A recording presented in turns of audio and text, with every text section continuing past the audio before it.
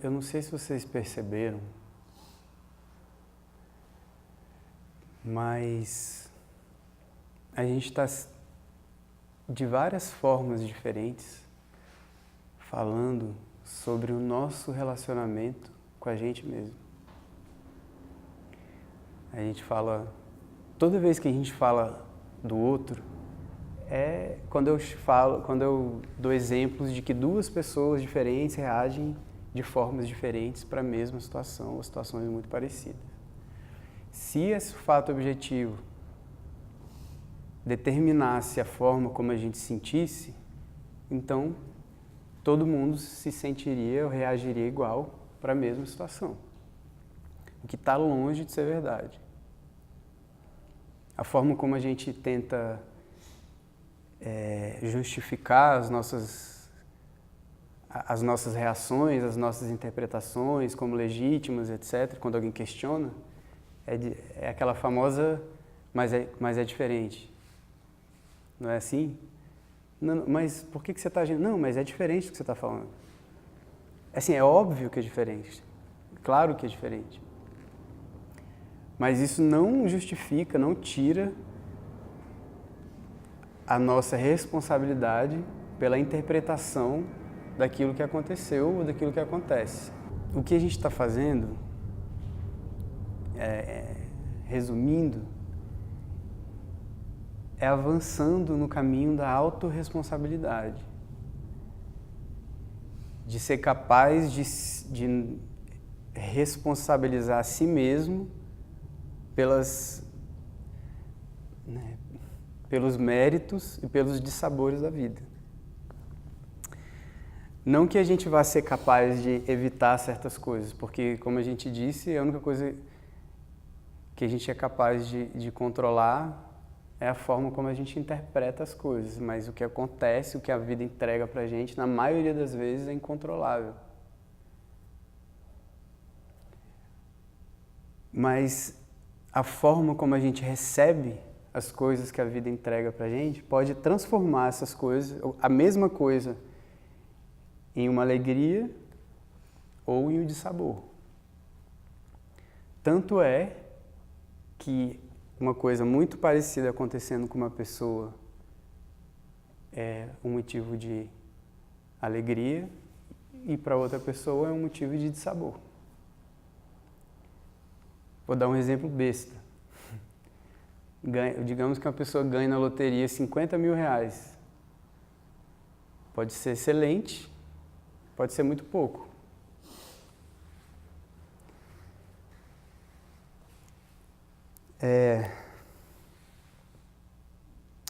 Hoje eu vou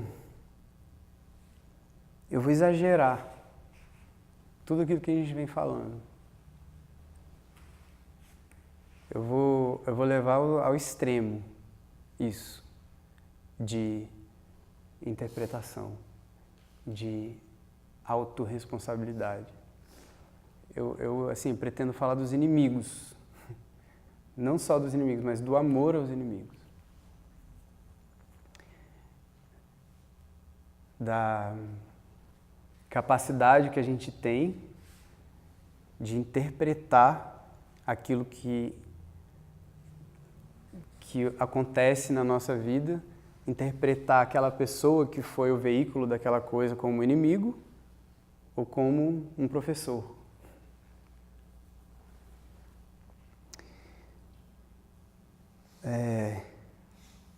E voltando para o que eu comecei falando, é um relacionamento que a gente tem com a gente. Quando aquela pessoa que está perto da gente se torna um veículo de alegria, um veículo de ensinamentos, ou quando ela se torna um inimigo, aquilo que a gente chama de inimigo, essa tomada de caminho para um lado ou para o outro, ela simplesmente se refere ao relacionamento que a gente tem com a gente. Independe da pessoa que está de fora. Independe da atitude do outro.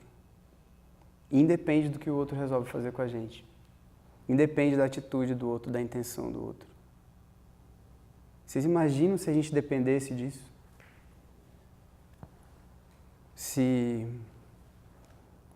a gente fosse colocado no mundo como seres espirituais, a gente já falou de karma, a gente já falou de dharma, a gente já falou de várias outras coisas. Então, vamos para frente. Imagina se a gente fosse colocado na lei do nosso dharma, do nosso propósito, do nosso caminho, com o karma que a gente carrega, com as atitudes que a gente trouxe, que criaram fricção na energia da vida, na energia do universo. E mesmo assim a gente dependesse da atitude do outro para encontrar o nosso dharma ou para encontrar o nosso propósito. Seria muito injusto, no mínimo, né? Seria uma lei muito falha. Vai no seu dharma, vai no seu karma e conte com a sorte das pessoas que vão passar no seu caminho, o que elas decidam fazer com você.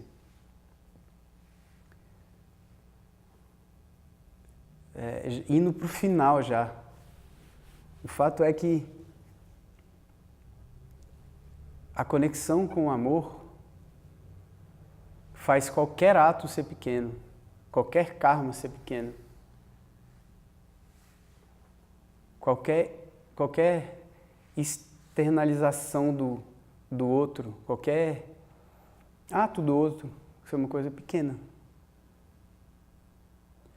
Mas quando a gente está com uma ferida aberta, qualquer cutucada lá dói. E vai causar dor e vai fazer a gente gritar.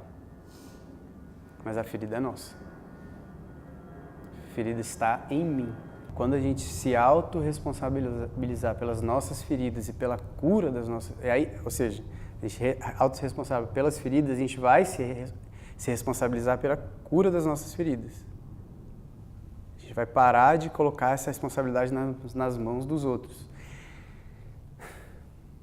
Isso parece óbvio quando a gente fala, né?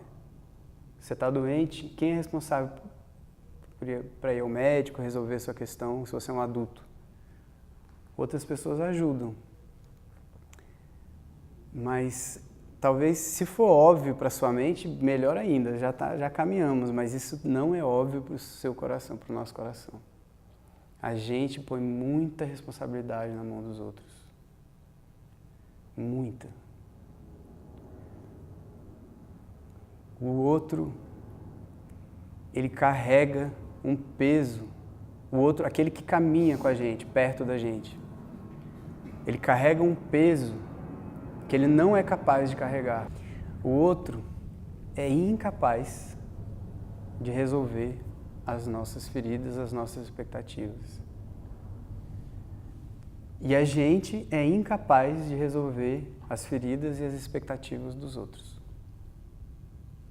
Vou repetir aquela frase de Emmanuel, né, que veio através de Chico Xavier. Vamos agradecer a Deus a capacidade que cada um tem de resolver os próprios problemas.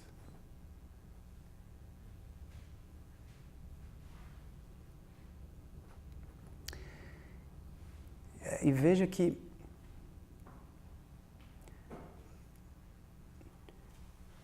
assim, é uma coisa injusta que a gente pede para as pessoas, né, para resolver as nossas questões. É injusto, ele é incapaz de fazer, ele não tem a responsabilidade de fazer, e mesmo assim a gente ainda quer que ele faça. Ciúme. Quando a pessoa tem ciúme, quando a pessoa tem essa tendência, não depende da outra pessoa se ela vai sentir ciúme ou não. Se ela fizer determinadas coisas, eu vou sentir ciúme. Se ela não fizer, eu não vou sentir. Controle. Inveja. Se a pessoa tiver sucesso, eu vou ter inveja. Se a pessoa não tiver sucesso, eu não vou ter inveja. Cabe a ela eu sentir ciúme, inveja ou não sentir. Quem são essas pessoas que fazem, que tem esse peso ou essa responsabilidade de fazer a gente sentir ciúme, sentir inveja, sentir raiva, sentir ira? Quem são essas pessoas? Quando elas não correspondem a essas minhas expectativas, a essas minhas feridas, a essas minhas culpas, não são os inimigos? Não é, os inimigos não são aqueles que em um determinado momento não corresponderam à minha necessidade emocional de não ativar a minha ferida, de não ativar a minha defesa? E em um determinado momento ela precisava não fazer determinada coisa para que eu não me sentisse mal. E ela fez. Ela se tornou meu inimigo. Veja como é um relacionamento de mim para comigo mesmo. Não tem nada a ver com o outro.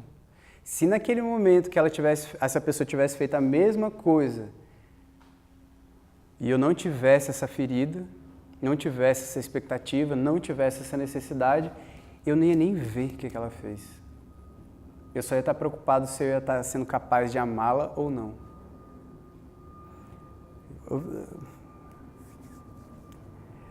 Vou dar um exemplo de Jesus de novo.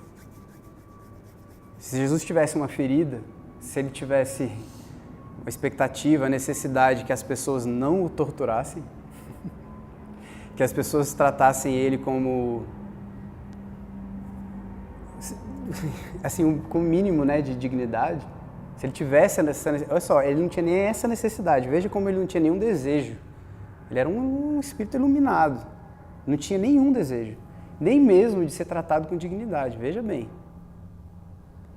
Veja bem, porque a pessoa que o reino dele não era desse mundo, que ele tinha toda a dignidade espiritual possível dentro dele, não precisava de ninguém dizer para ele, não precisava de ninguém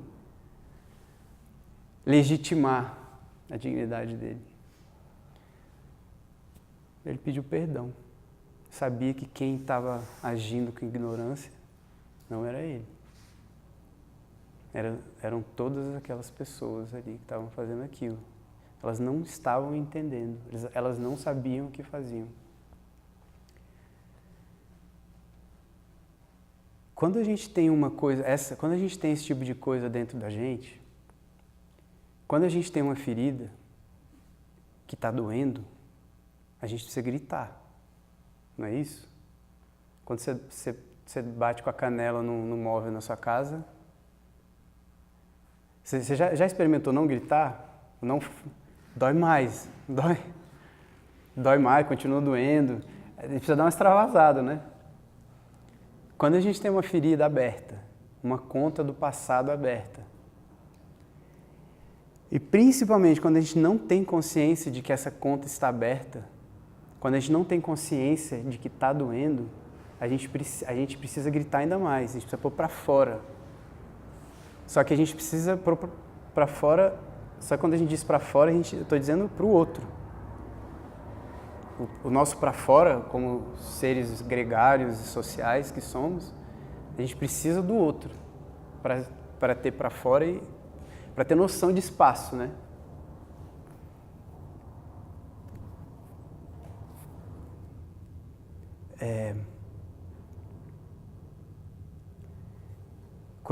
Em geral, essas feridas têm muito a ver com o medo, né?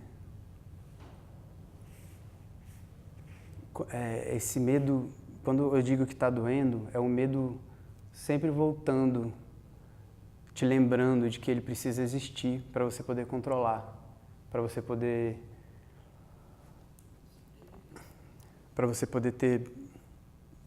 evitar sofrimento. O medo tem essa ilusão, né? Como se ele pudesse evitar alguma coisa.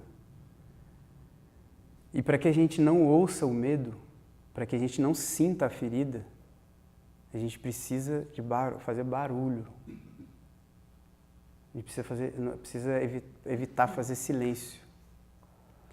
A gente precisa ter uma mente compulsiva. A gente precisa, às vezes, ter um fazer compulsivo. Porque se a gente parar, a gente vai sentir a dor. Esses são a mente compulsiva e o fazer compulsivo são amortecedores da dor. Eles são defesas.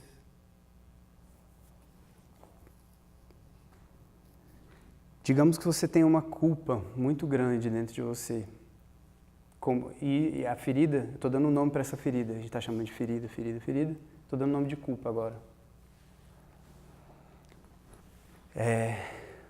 A culpa precisa, quando existe culpa, junto com a culpa vem a penalidade, vem a reparação, necessariamente. Se você tem noção que você sente culpa, em geral você se martiriza, não é isso? Quando você não tem noção que você tem culpa, você martiriza o outro. Veja como é um relacionamento de você com você mesmo. Quando você se irrita com o outro, sabe aquela pessoa que você não pode aparecer na sua mente que você já sente irritação? Ou aquele tipo de pessoa, né? Ou que você sente medo, parece o mesmo tipo de pessoa, você congela, enfim. É uma questão que você tem com você. Mas voltando para a culpa, a gente precisa martirizar ou a gente ou o outro. A culpa precisa de uma reparação, precisa de uma punição. E quando a gente é inconsciente disso, a gente age com violência. A gente martiriza o outro, a gente apedreja o outro. Estão vendo onde eu quero chegar? Aquele dentre vós que não tiver pecados, que atire a primeira pedra. Jesus estava falando exatamente isso. Veja se isso, essa raiva que você está sentindo, não é sua. Não é uma questão sua para com você mesmo. Tá bom, se não é sua, então que joga a primeira pedra, por favor. Olha para dentro de você e veja se você não errou o alvo alguma vez e você carrega isso dentro de você, se você não tem essa ferida. Se você não tiver, por favor, joga a primeira pedra. E um por um, foi deixando as pedras caírem no chão.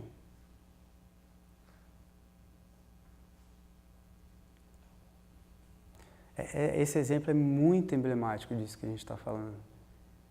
Porque era uma reparação para fora mesmo que eles estavam querendo. Eles queriam jogar para fora o que eles tinham. Escolheram uma pessoa ali naquele momento. Tinha um bode expiatório da própria culpa.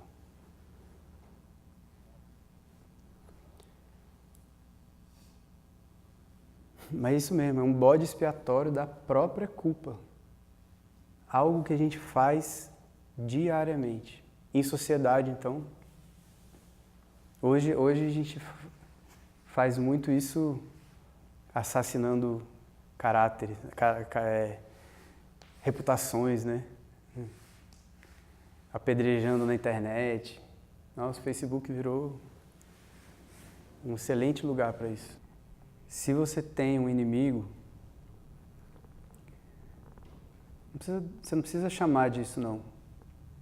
Se você tem uma pessoa, algumas pessoas, algum grupo de pessoas que é capaz de despertar em você o que você tem de mais complicado, capaz de despertar em você algo que não é paz, que não é amor, se questione. Veja os argumentos que a sua mente usa, para justificar, a condenação do outro. Como que o outro se tornou culpado daquilo que você está sentindo? Veja como a sua mente faz isso. Certamente, se ele desperta algo em você e você não tem consciência do que é, de onde vem,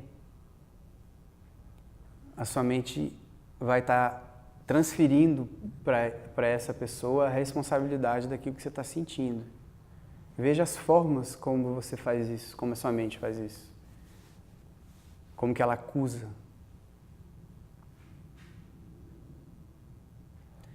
Em relacionamentos, em geral, essas acusações são padronizadas, são as mesmas. Isso diz muito sobre o que você tem dentro. Eu não estou dizendo isso para você se culpar, não. Estou dizendo isso para você se conhecer, para você voltar lá na ferida e curar. E ser autorresponsável pela cura da sua ferida. Veja o padrão que você tem de acusação. Em geral é o mesmo.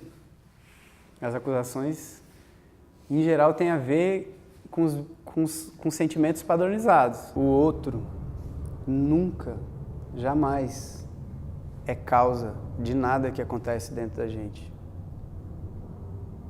Jamais. O outro, em geral, ele é um gatilho.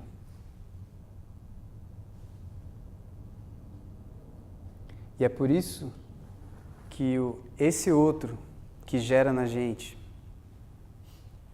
as questões mais complicadas, os sentimentos mais inconvenientes e desconfortáveis, são os nossos maiores professores. São os nossos maiores professores de autoconhecimento. Se a gente está aqui querendo curar as feridas, querendo acertar as contas com o passado, para a gente poder nos tornar mestres de nós mesmos, para a gente poder tomar as rédeas de quem a gente é, tirar o ego do controle, não tem ninguém melhor para mostrar para a gente o que a gente precisa fazer do que os nossos inimigos.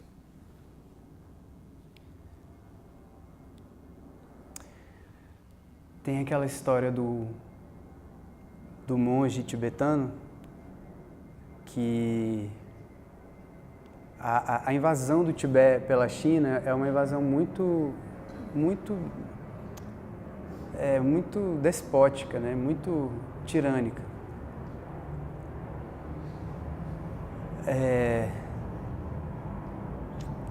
E assim, não existe a mínima tolerância religiosa, sabe? Eu dizer isso é um pouco injusto porque eu não sei mais como é, eu não estudo, mas eu sei que houve muita perseguição religiosa, né? Tanto que existe um exílio, né, dos monges tibetanos para a Índia. Dalai Lama, que é inclusive chefe de Estado do Tibete, chefe religioso, né, líder religioso do Tibete, a sede dessa liderança religiosa e política é na Índia. E alguns monges foram torturados, foram presos e tudo. E chegou um monge que tinha acabado de ser solto, ou tinha fugido, não sei direito a história, mas chegou ao Dalai Lama. E o Dalai Lama perguntou para ele qual que foi o maior perigo que ele correu na prisão. E o monge, muito em contato com quem ele é, respondeu que o maior perigo que ele correu foi o perigo de perder a compaixão pelos chineses.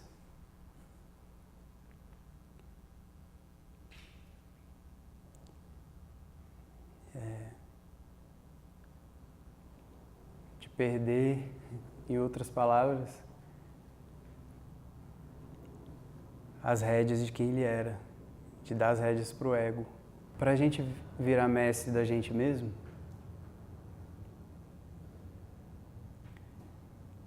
a gente precisa mudar esse paradigma. do relacionamento com o outro, como se o outro tivesse alguma responsabilidade pelo nosso bem-estar, pela nossa paz.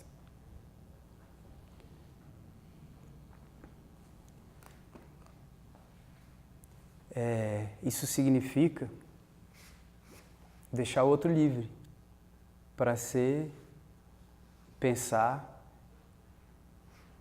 quem e o que ele deseja, quem ele é, para ele ser espontâneo, para ele ser quem ele é. E ele precisa ser livre, inclusive, para não te amar. É uma liberdade total. É um amor radical, amor exagerado. A gente fala de um amor exagerado mesmo. Não é um amor pela metade. Não é muito menos um amor condicionado pelo que o outro faz, por quem o outro é.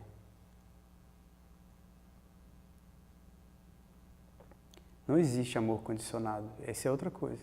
Isso é barganha, negociação, que em vários momentos da vida é legítimo, mas isso não é amor. A gente não está falando disso. A gente está falando sobre amor. E de acordo com os nossos paradigmas, o que eu estou falando é radicalismo. Estou falando de amor radical. Estou falando de uma transformação de consciência revolucionária. De quebrar esses paradigmas de terceirização de responsabilidade, terceirização de cuidado, de amor. Estou falando de assumir a responsabilidade, assumir a iniciativa de amar.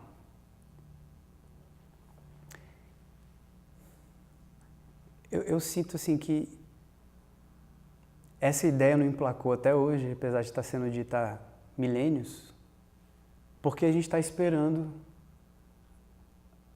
um esperando a iniciativa do outro para fazer isso. Como a gente terceiriza a responsabilidade, né, da nossa paz, um terceiriza a responsabilidade para o outro não tem iniciativa de amar incondicionalmente, de amar, né? E aí o outro reage. Isso não é só na relação individual, não. Isso é na relação entre sociedades, entre estados. A gente tem, muitas vezes, líderes que são crianças feridas. Que tem a sua criança ferida aflorada, digamos.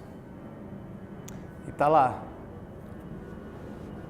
Se você fizer tal coisa, eu vou fazer tal coisa. Se você não acabar com as suas armas nucleares, eu não acabo com a minha. E aí a gente está aí com milhares de ogivas nucleares.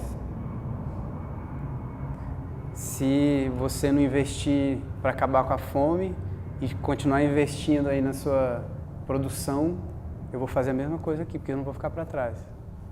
E está aí 1/7 da população mundial com fome ou desnutrida.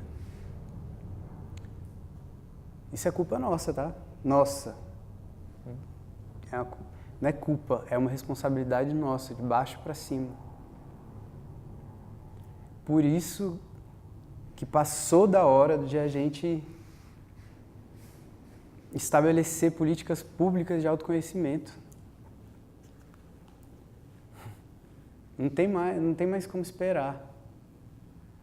Não estou falando de religião, estou longe de falar de religião, estou longe disso, estou falando de autoconhecimento. De as pessoas desde pequeno perceberem o que causa a ferida, qual ferida vai ser generalizada, como evitar que isso aconteça desde o começo e não passar isso para os filhos depois, e esses filhos não virarem líderes com essas feridas abertas. Eu trago aquele exemplo de quando Jesus disse que a gente era Deus, literalmente. Vós sois deuses. Mas tem um outro momento em que ele diz isso. Tem outros momentos, mas tem um que eu acho muito pedagógico, porque ele não só diz que a gente é Deus, mas diz como se tornar Deus. Vocês se lembram? Amai os vossos inimigos, fazei o bem aos que vos odeiam, orai pelos que vos perseguem e caluniam. E ele fala mais algumas coisas e no final ele diz: seja perfeito assim como o vosso Pai Celestial é perfeito. Essa é a parte mais importante, eu acho. Porque primeiro ele diz como, depois ele diz o resultado. O resultado é ser perfeito, como vosso Pai Celestial é perfeito. E como? Amai os vossos inimigos. Fazei o bem aos que vos odeiam. Ele não falou isso à toa. Ele já tinha falado, faça aos outros o que você quer que os outros te façam. Ele falou de amor várias outras vezes. Que ótimo. Mas como ser perfeito no amor? Amando os inimigos. Isso, aí assim, aí sim é amor. Aí sim.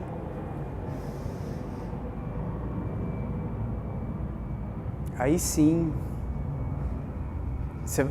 você entende o que é o amor. Aí sim tem entrega pro amor. Porque aí deixa de ser, tira da equação qualquer barganha, qualquer ímpeto, pelo menos, de barganha que o ego tenha, que a gente às vezes não percebe. Aí tira da equação qualquer desejo. Não precisa nem qualificar os tipos de desejo, porque é qualquer desejo. Se você ama os inimigos, aquele que te persegue e calunia, se você consegue amar essa pessoa, você não tem mais desejo nenhum. Você está só sendo o canal para o fluxo do amor. Aí sim você é perfeito. Aí sim você é um canal perfeito.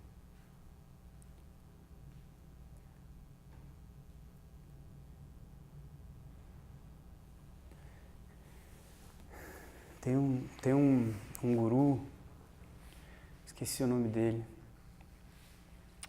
Ele diz que a sensação da iluminação é como se você fosse uma garrafa sem fundo. Que as coisas passam por você e você não retém nada. Ele não diz o que passa ou o que não passa, ele só diz que você não retém nada.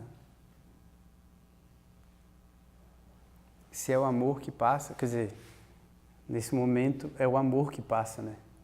Porque não existe... não existe nada represado. Não existe... A energia não é infectada por nada, por desejo. Não é contaminada por nenhum desejo, por nenhuma represa. Ela só passa, é amor. É isso que Jesus estava querendo dizer. Se amar os inimigos é você ser capaz de deixar esse amor fluir independentemente de qualquer coisa, sem condição, sem outros critérios, sem nada.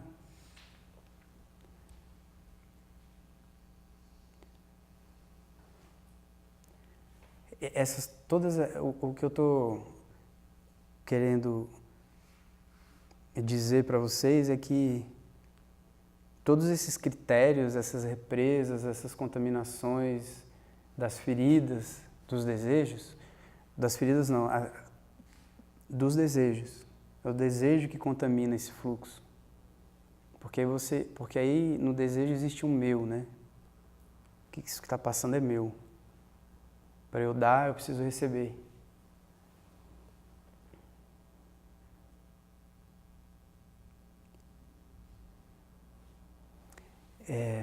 Todos esses critérios que impedem esse fluxo de acontecer são critérios nossos, internos, frutos de interpretações dos desejos, interpretações do meu. Na prática, isso significa que toda vez que você impuser uma condição para tratar bem uma pessoa, seja internamente, você ter um bom pensamento de alguma pessoa, você está transferindo, você está deixando de olhar o que é seu. Você está se enganando.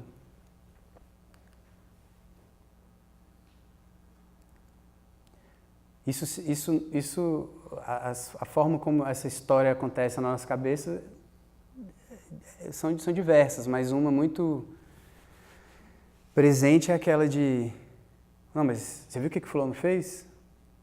Mas depois do que fulano fez, você quer que eu... Não, mas... Né, existe uma certeza sobre as intenções do outro, sobre as atitudes do outro, sobre a interpretação da situação, né? Isso que eu estou dizendo está para além e muito além da máscara de bonzinho.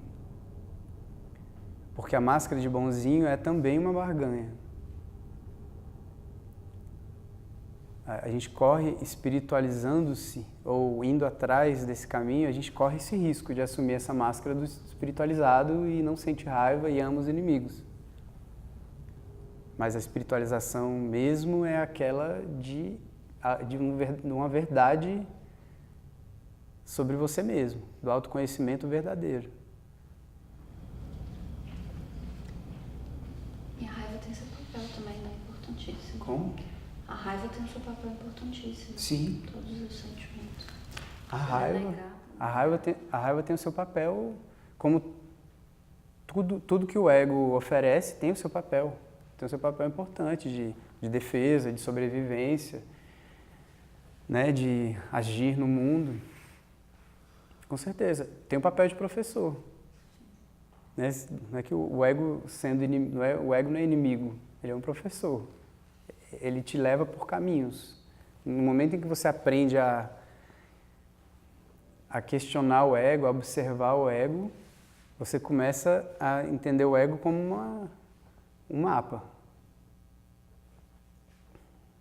As defesas, as matrizes, elas são, apesar de tudo, são mapas, são placas, são caminhos.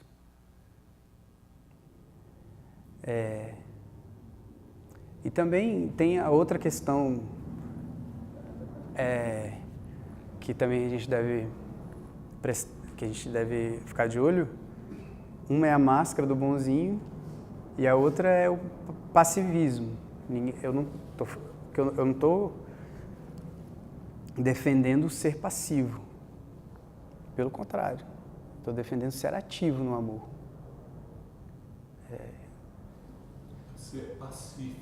Ser pacífico. Exatamente. Intervir no mundo mesmo. Intervir no mundo com amor. Trazendo amor, levando amor. Isso significa que você não vai também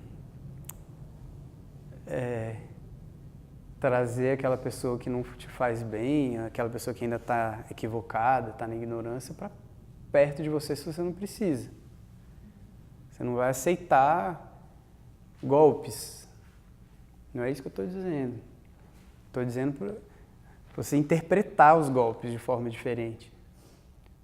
Na maioria, não.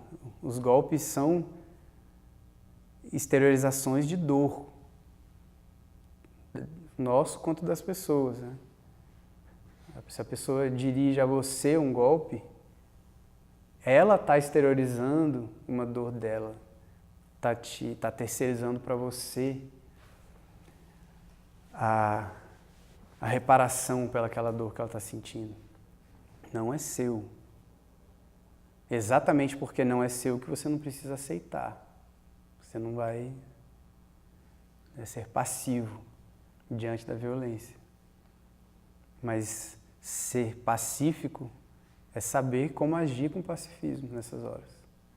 É trazer a verdade, trazer a pessoa para a verdade ou, né, resolver aquela situação com pacifismo. Por exemplo, eu acho que esse é o verdadeiro trabalho espiritual, não? E esse é o mais difícil, não? Por exemplo, é fácil perdoar um familiar, um amigo, alguém que conhecemos, mas alguém que fez muito dano, que foi injusto, que é cruel, é realmente difícil. E julgar acontece, não? Nós acostumamos a julgar, não? Então, esse eu acho que é um dos trabalhos mais difíceis que temos na parte espiritual, não?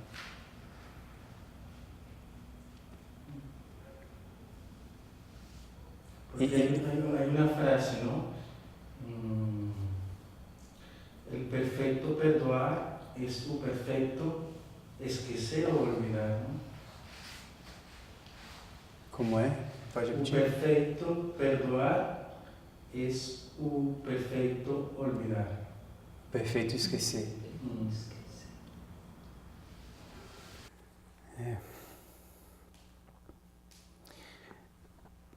Mas veja, você trouxe uma questão que está no ponto mesmo que a gente está dizendo, né?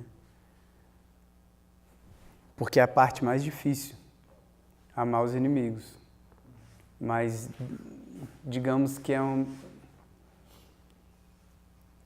que são atitudes internas definitivas.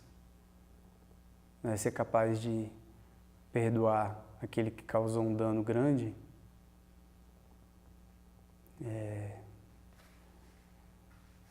é passar da fase mais difícil. Será? Eu não sei, o que eu estava pensando antes, teve alguma hora que você falou nas categorias, assim, quando alguém te faz um mal, você reconhece aquilo como um golpe e tal, mas igual a gente já falou de outras vezes, entre os extremos tem um monte de situação no meio. E eu acho que nessa por exemplo, o amor radical, o amor incondicional, ou o amor que a gente consegue viver no mundo, nas nossas relações, o difícil está nesse meio, assim, que não é quando a pessoa te faz um mal, ou pelo menos intencionalmente, ou aquela atitude não é, mas bate numa coisa sua que você não sabe lidar, que você não reconhece, que você, tipo, aí que estamos onde a gente tropeça mais, porque se a atitude do outro é obviamente danosa, e você obviamente tem que lidar com ela, é tudo muito mais preto no branco. Mas se a pessoa não fez nada de errado, e ainda assim ela tá ativando uma coisa em você, dando um problema, e aí é que você tem que ir futricar e descobrir, porque eu acho que nesse meio tem umas... Eu tenho difícil, você sabe que eu tenho dificuldade com esse conceito de amor incondicional, né? Eu entendo que a gente tá falando dele aqui, radical e não sei o quê, mas eu acho no mundo bem complicado. Assim, eu entendo que a gente está falando dele assim numa parada e tal. Por exemplo, você falou que acha que a gente ainda não pratica isso porque ninguém vai lá e faz, sabe? Eu acho que a gente não faz ainda porque a gente não pega esse ponto no meio do caminho, que é identificar as feridas, parar de reagir e aí se libertar para fazer isso. A gente fica preso nesses ganchos que a gente encontra no caminho. Não é porque ninguém foi lá e fez, é mais porque a gente fica tropeçando, sabe? Inconscientemente nas coisas. Essa coisa de quando a gente acha que está se protegendo da atitude do outro, eu acho mais complicado de lidar, sabe? Pô, onde é que você abre mão, se entrega e não se protege ou se protege? Eu acho essas nuances muito mais complicadas. Aí é que eu acho o amor incondicional difícil. Eu acredito nele como teoria, conceito, mas não como ferramenta de viver no mundo, assim, sabe? Eu acho que o que você disse é o que eu disse. As meninas entenderam. Me ajuda aqui no solução. Diga. Bem, o momento em que nós conseguimos ter esse entendimento a respeito desse assunto, estamos iluminados, né? Então, efetivamente, a gente está em estágios mais ou menos de evolução dentro do caminho, mas Estamos bem longe de conseguir ter esse discernimento, ou seja, de não ter julgamento, de só observar. Porque mesmo um iluminado, ele pode não, assim, o que a pessoa faz pode não desencadear nele, ele não ter feridas internas, coisas assim que ele não tem, ou seja, ele está iluminado, está resolvido. Mas isso não significa que ele não reconheça, ele pode falar, olha, eu amo incondicionalmente, mas o fulano é chato. Isso não significa que... Irresistivelmente desagradável. E eu estava pensando nisso, assim, durante toda a conversa, porque a gente foi para assuntos muito extremos, né, assim, representante de um país, inimigo, eu acho essa palavra muito forte, assim, eu não consigo ver minha vida como inimigo, existem pessoas que já me fizeram mal ou não, enfim, mas não inimigo. Agora eu fiquei pensando muito naquelas pessoas que às vezes não te fizeram nada e você não consegue ouvir nem um bom dia, porque te irrita, a voz da pessoa te irrita, você não sabe por quê. É inimigo. Nada acontece. Aí vem a coisa do amor incondicional e aí a gente já pensa, eu acho que a gente fica também com muito medo de ser vulnerável e de dar esse primeiro passo que você falou, de tipo, se eu me entregar aqui, eu posso me ferrar ali, então eu vou... A gente fica muito cauteloso e não ama, né? A gente ama o que é fácil, assim, a gente ama o irmão, o pai, o marido, as pessoas próximas, mas a gente tem muito medo também dessa entrega. Sim. E são as pessoas que a gente mais fere. Porque tem a tal da intimidade que Você acaba ferindo muito exato. mais porque você acredita que você tem uma intimidade. E eu acho que às vezes, quem você não conhece que te desperta alguma agonia, é onde você tem que pensar o que essa pessoa tem, que algum familiar meu tem, que me incomoda tanto. Eu já trabalhei com uma pessoa que me incomodava muito, até que em um determinado momento eu entendi quem era ela na minha família. Ela tinha uma coisa que ela fazia que me lembrava muito um parente meu. E aí eu falei, cara, eu não sou mais uma criança, eu não preciso mais ter medo dessa atitude. A forma como me olha não precisa me incomodar. Então eu acho que o que a gente precisa entender do amor incondicional, eu acho que é se perceber. Porque quando a gente se percebe perante as coisas que vão acontecendo, com quem a gente vai encontrando, e até essas pequenas atitudes no meio do caminho, é que a gente não precisa responder tudo na hora. Quem responde é o ego, quem responde é a necessidade de defesa. Será que eu preciso me defender o tempo inteiro? Ou eu posso simplesmente receber aquilo, falar, ok, me pertence? Eu sou isso? Ou aquela pessoa que está com um problema e está descarregando em cima de mim? E você segue, né? Olha, assim, mas eu acho que eles entenderam na conversa de hoje, porque é exatamente isso. Que bom. Trabalhar esse sentimento, às vezes é muito difícil, assim, ó. É o que eu tô pensando sempre, tipo, uma pessoa todo dia que me dá bom dia, sabe, você arrepia, eu falo, eu só queria destacar uma coisa que você disse.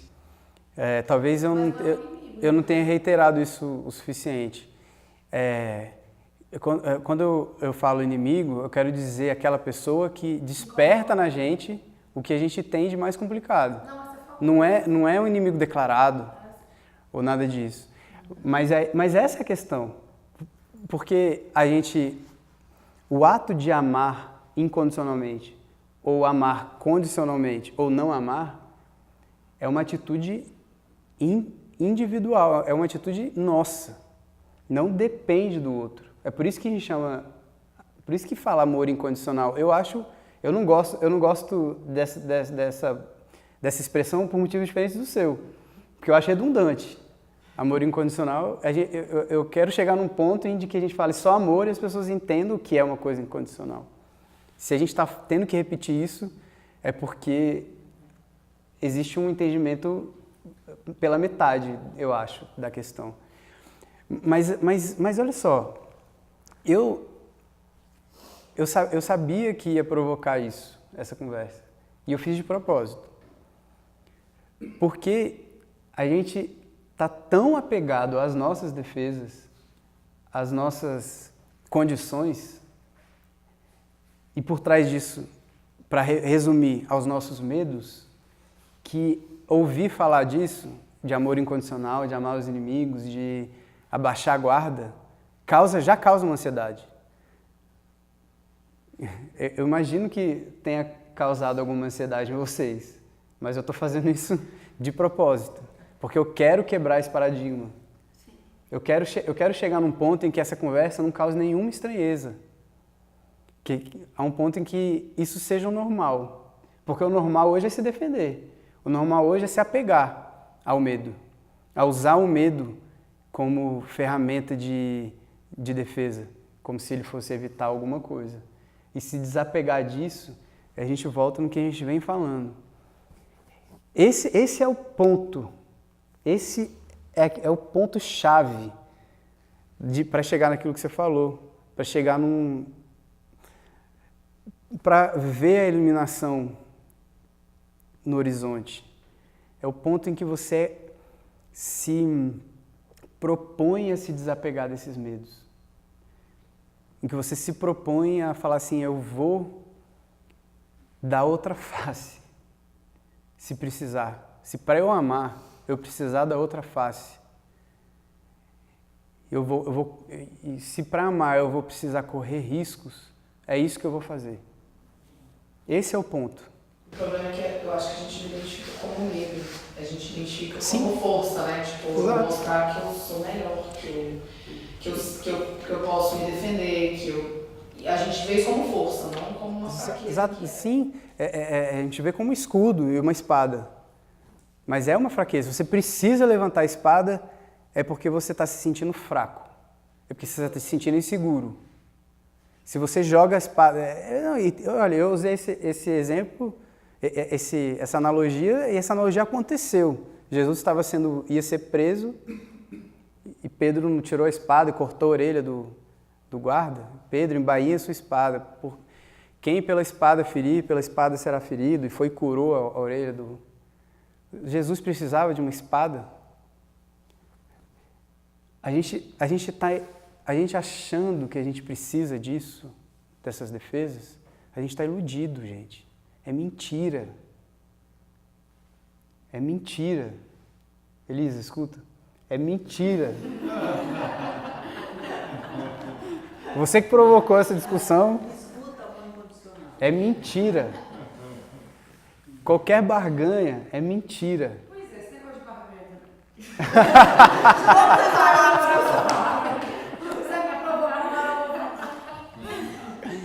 É mentira, gente. É uma ilusão. Passou pela cabeça agora que você estava falando isso de espada e de escudo e tal. Mas eu estava pensando que... Acho que foi quando a Lu falou que as pessoas que estão mais perto são as que mais assustam a gente. Mas, tipo, me veio aquela história do espelho, né? Não é porque seu problema não é com a pessoa, é com o que reflete de você na pessoa. Então, exato. Se o espelho está aqui na sua cara ou se ele está lá longe e tal. Mas então, tipo, a gente se defende da gente mesmo, na verdade, quando a gente se defende. Você sabe que você se defende, sabe de quê? De ter que passar de novo por aquele sofrimento que aquela ferida tem. Você não quer sentir aquela dor. É disso que você se defende. É só isso. Cada vez que uma situação suscita aquela imagem, você vive aquele momento, você tem os mesmos sentimentos que você teve lá quando você sentiu a dor pela primeira vez, e é isso que você quer evitar. Se você não... E é isso que você quer evitar, porque se você não tivesse sentido aquilo, você nem sabia que aquilo doía. Agora, pra mim, isso é o mais difícil. O quê? Eu até consigo perceber o que às vezes desperta determinados sentimentos, mas eu não consigo me conectar em que momento isso aconteceu. Não só como a gente age externamente, mas como a gente age internamente, os tipos de pensamento, as emoções, os sentimentos, tudo isso acontece pelo que a gente construiu internamente. A gente trata o outro e a gente interpreta o outro com o filtro que a gente construiu, que a gente tem. Isso é seu, isso não é do outro.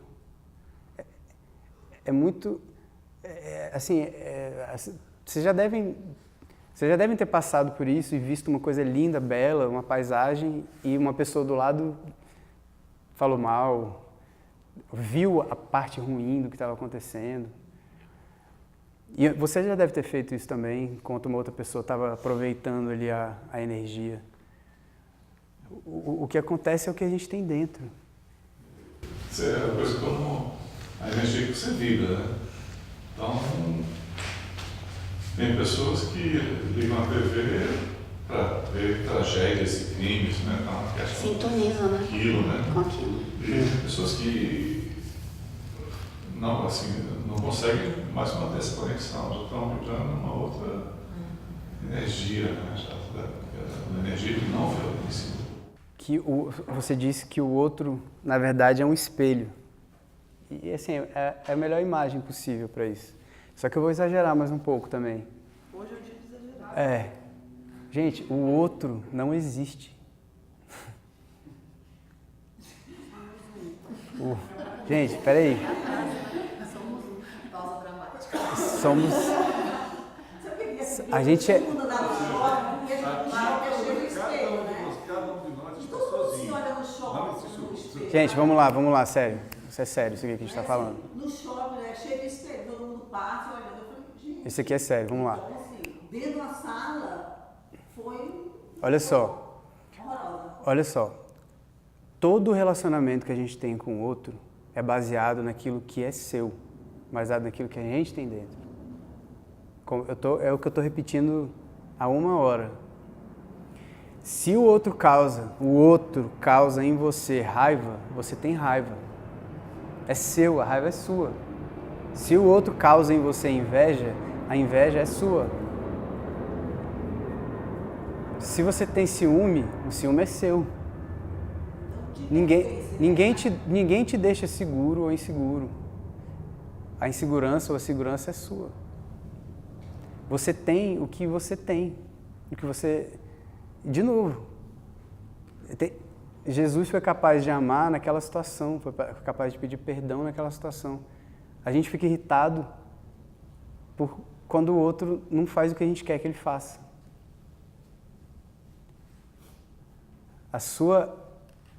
Seu desejo é que é grande. O que o outro é, quando eu falei que o outro não existe, é porque o que o outro é o que você é a mesma coisa. É a mesma... a gente vem da mesma substância que é amor, da mesma coisa. Se você acha que a criança que está passando fome num bairro pelo qual você não passa não tem nada a ver com você, você está enganado.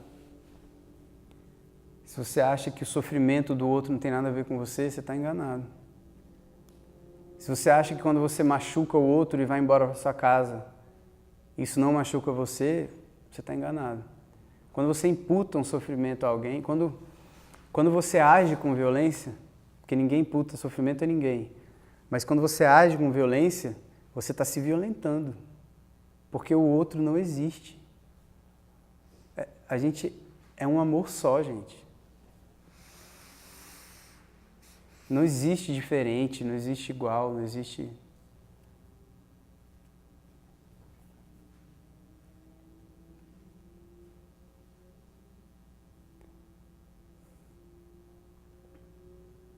Assim, essas diferenças que a gente cria, que existem, a gente cria com base no eu e no meu, elas não alimentam nada. Não sei se vocês já perceberam. Esses desejos criados, quando eles são supridos, a gente parece que quer mais, né? Parece que causa mais expectativa, mais vontade, aí a gente quer suprir mais ainda, aí a gente quer pedir mais do outro. Isso é causado por essas diferenças ilusórias.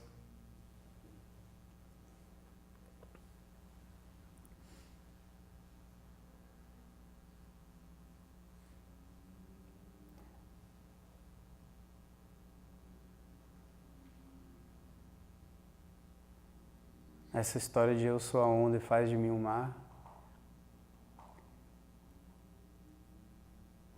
ela não é brincadeira, não. Não é poesia, não. Quer dizer, é poesia, né? Mas é uma poesia baseada na verdade, de quem a gente é.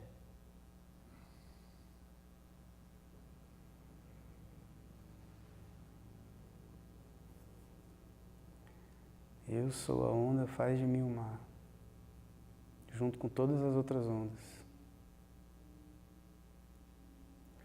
Inclusive aquelas que ainda se veem como ondas.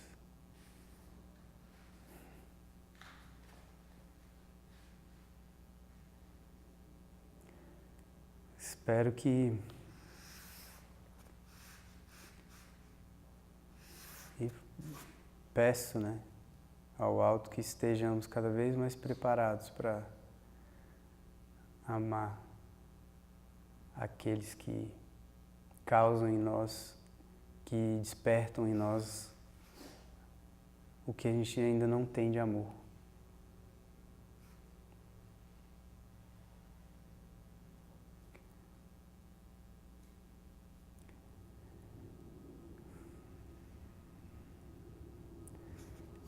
Isso é a forma de cura da gente mesmo. É a forma de acabar com o sofrimento da gente mesmo. A gente não está fazendo isso por mais ninguém. A gente está fazendo isso por nós.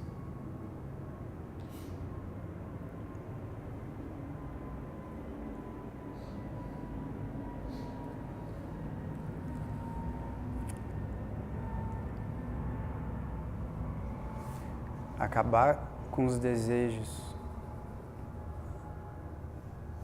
Acabar com os desejos, inclusive de amor do outro, de cuidado do outro. Acabar com os desejos é acabar com o sofrimento. Nesse momento não vai mais existir separação entre mim e o outro, entre mim e Deus. O que causa essa separação são os desejos, a identificação com os desejos.